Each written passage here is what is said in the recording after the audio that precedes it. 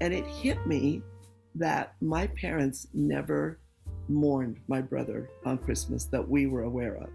In Mm. fact, my mother probably celebrated even more. And so Christmas was always a huge day. And people say to me, it must be a really hard time of the year for you. And I'm like, it isn't. And it never was for my mother. Don't misunderstand that she didn't remember, because she did, but it was never displayed as this is such a sad time. Brent was killed, and never, ever. And I really credit my parents for that. Welcome to Stories of Hope in Hard Times, the show that explores how people endure and even thrive in difficult times, all with God's help. I'm your host, Tamara K. Anderson. Join me on a journey to find inspiring stories of hope and wisdom learned in life's hardest moments. My guest today is the mom of 6 children and has 17 grandchildren, and they all are the center of her world. She taught dance and owned studios for 44 years and has given years of service to her church in various leadership capacities. She has lived in Utah, California, and just this past summer moved to Arizona. She began writing at age 12 and published her first book in 2014. She has now published 7 books, with 8 and 9 coming soon. I am pleased to present Debbie Ihler Rasmussen. Debbie, are you ready to share your holiday story of hope? I am, Tamara. Hi. Hi, and I'm so excited to have Debbie back on the show. She came on a couple years ago, and I'll be sure to link that episode in the show notes. So if you want to hear Debbie's entire story, you can go back to that. But today we're just going to kind of focus on Christmas a little bit. And so I thought I'd break the ice today with Debbie. Why don't you share with me a holiday tradition that you have in your family? Okay, so this was my favorite tradition. I don't know if my 6 kids will go along with that at this point. But when I first got married, I started a tradition of buying an ornament every year for my ex-husband and I, for our family. So as the kids got older, I would buy one for all of them and put them in a little box so they would have a set of ornaments when they got married. That was my goal. However, as that increased over the years, we had this little ceremony where I would get the ornament out and tell the story of the ornament. So you have to realize that by the time we'd been married like 20 years, the kids are like, seriously? We went through this tradition and we did it every year, and we always had hot chocolate. And it was a tradition when we decorated the tree that we did that. And it's so funny to hear the kids now. They're just like, yeah, mom used to make us sit down and pull out the ornaments. And by the time you're 10, you've got the entire thing memorized from the time she married dad. And but it was fun. And it's one of the things they all remember, good or bad. I don't know, but they Oh, that's so cute. I love that. And I know that's one of the things our family does is we collect ornaments when we go travel different places, and so I have a Grand Canyon ornament and I have, this, that, and the other ornaments. So it's kind of fun to be able to collect ornaments and share those. But I it's don't think fun. I've ever thought of the idea of buying them for the children as well. So I really like that thought. Well, and the other thing too is at the end of it, I always read it remember that story, The Littlest Angel? Hmm. We always read that story with the book, and I had 6 little angels. I put their own angel on the tree. And so that it just kind of, I don't know. I get the warm fuzzies when I think about it. But I don't know. So it's really fun. And I still have the ornaments. In fact, I'm going to make a little showcase of them. So I don't put them on the tree anymore. I'm just going to make a little of 25 years of ornaments that we were all together. So Oh, that's so sweet. So we're going to kind of go back in time here a little bit, and I'm going to let you introduce this Christmas where life was a little bit different, and then let you share why that was so meaningful to you. okay. Okay, so when I was 5 years old, I remember this like it was yesterday. This is what's so interesting is I haven't forgotten any of it. I was sitting on the kitchen floor. This is the morning after Christmas, and my sister and I were playing with our new dolls on the floor in the kitchen, and my mom was washing dishes. And what I remember distinctly is my mother's all of a sudden turning around, grabbed our coats and put our coats on us, and literally it felt like she was dragging us out of the house. My dad and my brother had gone to Price. They were gone about 30 minutes away. My older brother, then my oldest brother, had gone hunting, and I knew that with with his friend and the friend's dad or uncle. Anyway, so the next thing I know, we're in, it's called Peacocks. It's a store I was living in Orangeville, Utah. So it was a, kind of like the Little House on the Prairie store is how I remember it. And in the middle of the store was a big circle. And in it was, you know, those net Christmas stockings you used to be able to buy that had candy and toys in. And Yes, what I yes. remember is my mom wasn't near Denise and I right then, but Denise and I were looking and I remember thinking, why are we looking at Christmas stockings when all of our toys are at home? I remember thinking that. And all of a sudden, and I remember Mr. Peacock standing there, or I think it was him as a man behind me. All of a sudden, the door came open. It was snowing outside really bad. And our bishop poked his head in and said, Fawn, we can't find Brent. And that's all he said. Is that your brother? My brother, yeah. Mm. And my mom grabbed Denise and I again, dragged us out the car. I remember literally, I felt like she threw us in the back seat. And I remember we fishtailed all the way to my Aunt Norma's, where she opened the door and shoved us in the door and left. And that's the last thing I can remember of that of my mother at that point. But later that night, you know, it was back in the day of party lines because I'm really old. And I was sitting on my great grandma Stiltson's lap. And my sister was asleep on the couch. And I believe my brother Greg was there by then too, but I don't remember. I just remember if he wasn't in that specific room. And I remember my aunt on the phone and she just burst into tears and she said, so they're all dead? And something in my 5-year-old little brain knew that my brother was dead. I don't know why, but my great grandma was rocking me. And a side note, I have that chair that she was rocking me, and that was saved for me. So, anyway, what I remember after that is something very interesting as a 5-year-old is that all of the Christmas trees were down, and all the Christmas lights in the entire town were taken down. It was a very small town. There were no more Christmas trees and no more Christmas lights on anybody's houses at all. And what had happened was these two boys, they were both 12, and they had gone hunting, and just they'd got brand new 22s for Christmas. And so my mother had given permission for Brett to go with his friend Earl, and they went up to the mountain, and up there, Earl's uncle owned a coal mine, and just not too far up from Orangeville up the canyon. And they were up there hunting, and Earl's dad was up there too. And it started to snow, and I guess it started to blizzard. And so he said to the boys, "Do you want? I'm going to go down and get some lunch. Do you guys want to come with me, or do you want to go in the mine?" Well, Earl's uncle was blasting that day. There were two mines, and they're the old mines. If you picture back again, Little House on the Prairie type, they're old mines with no cement. They're just holes.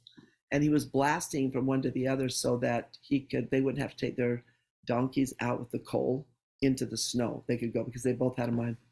And I guess he said they'll be fine, just send them to the back of the mine. So I guess they put hard hats on and sent them to the back of the mine. It wasn't particularly anything unusual for kids to do that in that day. But anyway, what had happened is he blasted, and when they got the call, when somebody heard the blast, and I'm sure the Earl's dad went back up there, and the entire town, from what my mom told me, dug all night long with picks and shovels, trying to get into that mine and get the boys, because they had put their guns on the outside of the mine, just stood them there. And anyway, Mr. Robertson was his name, and he was crushed inside the mine. I guess it crushed on him. But the gases and everything went to the back of the mine, and they found the boys at the very back of the mine. And these are just bits and pieces what I remember my parents telling me. But my brother was facing away, and Earl was facing. So my brother was the only one that had an open casket funeral because they were all burned so bad. But Brent, I remember him being orange when I saw him. But what I remember my dad telling me is that when he picked Brent up and carried him down the hill, and all he said was to my mom was, "His face is dirty." That was it. So they had a joint funeral for the boys, and then they had a funeral for Earl's dad. And I remember the funeral. I remember being at the cemetery because they buried him on one grave here and one up here. So they have a family plot above ours, and it was just very sad. And I remember my parents being so sad. And at that time, they did viewings in the home, so the casket was in our living room. And I remember the funeral director saying, "Does anybody want to say one last goodbye?" And I'm 5. I'm like, "I will." And I went over and jumped on the side of the casket, and I stood up and put my hand on him. And I remember him being cold, and it Mm. startled me that, you're 5, you don't quite get what's going on. So anyway, the significance, my parents, it was really hard on my parents, on my brother too. It wasn't as hard on me. I don't remember that much about it afterwards because I know Brent was gone. And so the significance of that whole thing. But this last year, I've noticed people, I've not really paid attention, but I'm going to, this is what I do on this day because my mom died, or this is what I do on this day every year because, and it's always something, it's never a celebration, it's always something sad. And it hit me that my parents never mourned my brother on Christmas that we were aware of. In Mm. fact, my mother probably celebrated even more. And so Christmas was always a huge day. And people say to me, it must be a really hard time of the year for you. And I'm like, it isn't. And it never was for my mother. Don't misunderstand that she didn't remember, because she did, but it was never displayed as this is such a sad time. Brent was killed, and never, ever. And I really credit my parents for that, because it could have been a completely different thing. And then fast forward years later, when my dad was 57, he died on Christmas morning. Oh my And gosh. so again, we could have taken that day. And but every Christmas morning, I think of my dad. I remember that I found out at 9 o'clock that he died, but it's never a sadness. And I really attribute that to my mom and dad, because we never turned Christmas into a mourning for my brother. And Mm. and Brett would have wanted us to, I'm sure.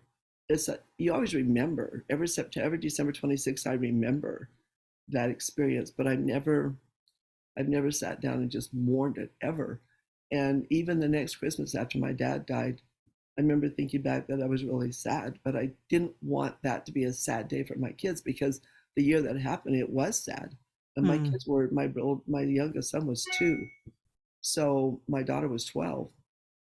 And so it could have been really sad, but it wasn't. And so I think that's what my whole idea of sharing about Christmas is, that that incident did not ruin the celebration of Christmas for my family. And Mm. I know it does other people, because I even had a friend not too long ago say, I hate Christmas. That's when my brother died. I think it was her brother. And I can't imagine, it's hard to lose a parent, but I can't imagine losing a child like that and still going on. And but my parents knew they had other kids. And I think my whole thing of sharing that is that we don't need to take a day and mourn every year and berate these holidays that come because something sad happened on that day. That Mm. makes sense. Yeah. Well, it really is a testament also not only to your mother's ability to do that, but um probably a testament to her faith, that one of the whole reasons we celebrate Christmas is Right. because Jesus Christ came to earth and he helped us overcome both sorrow and sadness and loss and death. And it's amazing. I'm sure I almost wish we could bring her into this I know. conversation and just say, how did you do that? I You know know, what I right? mean? Because that would have been really hard. And ultimately it probably just boiled down to her saying, I love Christmas enough and I want to pass the joy down and not the sorrow. Let's celebrate. The reason we're celebrating this is because of Jesus Christ, and not focus on the sorrow. We can be sad. And I don't think it's that you should never ever be sad, but No. that you have a choice. You can focus on the joy or you can focus on the sorrow. And there will be moments when you focus and you feel the sorrow and grief, but then you can also pivot and remember the joy that because Jesus Christ was born, we too will see him again. We'll have perfect resurrected bodies someday. And that is something to rejoice in, that we'll be together again. Do you know what I mean? Yeah, it's true, because there are times when I think of Brent and I think of the sadness of my parents that day, and it makes me really sad. But I have other friends who have lost people on Christmas, and it's completely different. Mm. And I kind of think that sometimes people are surprised that that's not a sad day for me, but it's not. Even losing my dad that day, yeah, the memory's there, but it didn't dampen the holiday. And I think you're right. I admire my parents' spirit in going on like that, because that's been on my mind Mm. literally for months, about different people that mourn the day that person passed. And I don't know, we all we don't need to do that. Mm. I don't know. That's just me. Well, and you know what? I've also attended funerals where it's super sad, and I've attended funerals where it is more of a celebration of their Mhm. life. And so I think you probably feel differently at different times, but again, there's a choice involved in that. Now, you have a favorite Bible verse about Jesus Christ that you wanted to share today. Would you mind sharing that with us? No, of course, it's been my favorite Bible verse forever. It's Proverbs 3, 5, and 6. And it's trust in the Lord with all thine heart and lead not into thy own understanding. In all thy ways acknowledge him, and he shall direct thy paths. And whenever I get discouraged, anything, that verse comes to my mind. So it's my very favorite. And it's very appropriate with what you've just shared too, that when these hard things happen, or we have a death or something like that that happens around Christmas or around Thanksgiving or the holidays, where we're trying to focus on gratitude or trying to focus on Christ, it's a good reminder that God is going to direct our paths, and he's going to direct the paths of those we love, and um, that we can lean on him and trust that this path, whatever our path looks like, Whatever it is. whatever it is, even though it might not be very fun, is a path that God can be with us on that journey. And I love that invitation to be with him on those holidays. Invite him into your grief and your sorrow, and invite him to heal you, because that's really why Christ came to the earth, was so that we wouldn't have to go through these hard things alone, and that we can find joy even in the morning, you Well, I know. think it's hard sometimes to turn that over to God. You know Oh that. yeah. I mean, it's hard sometimes, but if I just try to remember those special trust in the Lord, and he shall direct thy paths. That's what always, of course, the whole two verses, but those two sentences. And it's hard sometimes. I have to go, okay, so, and I'm sure that's what my parents did, but I just Yeah. know that as children we don't have that sadness, and so I'm grateful for that. I am so grateful for my parents to not have turned Christmas season into a mourning season. Mm, great example. Great example. One other quick thought before we wrap this episode up is, I've been thinking a little bit, if you are perhaps one of the people out there who feels like you have to celebrate an anniversary in grief and sorrow, that is where you are right now. But I want you to also bring in what Debbie has taught us today and realize there is a choice with that. And if you want to choose to bring more joy into that anniversary, that you can with God's help. And often when I have to make a change like that, where I'm changing from a negative emotion I'm feeling inside my heart to more of a positive one, especially if it's like something like forgiveness or something like that, that I have to ask God to really help me with that. And it begins with the desire, the desire to have that change happen, even though you might not feel it in your heart right now. So if you're grieving someone and an anniversary is coming up of a death or a divorce or something like that, and you want even just a small amount, a desire that you want to change that from a negative to a positive, involve God in that process, because he can help you plant that seed of change and move it towards something that you can feel more peace about. Now, Debbie, before we go, you have some books that would make awesome Christmas presents. Would you mind sharing really quickly about those and where we can find them and where we can find you? I'm happy to share that. So my website is author Debbie Ihler Rasmussen.com, and Ihler is Ihler. The books I've written, the trilogy it's Mystic Trilogy. There's three books: Mystic Angel, Mystic Lake, and Mystic Mansion. And this is a story, really quickly, just about a young couple, young teenage kids. Their family moves from San Clemente to Tennessee, and she sees spirits. And it's a mystery. It's a paranormal mystery, and it's a fun adventure. It really is. I had fun writing, and I get so many people buy those books a lot. There's two backstories right now that go with those, so that's a set of five at this point. My next series I started last year is called Nesamar Family Legend of the Crow, and that's Rasmussen spelled backwards. And what I did is I wrote a story for each of my grandkids in 2014 for Christmas.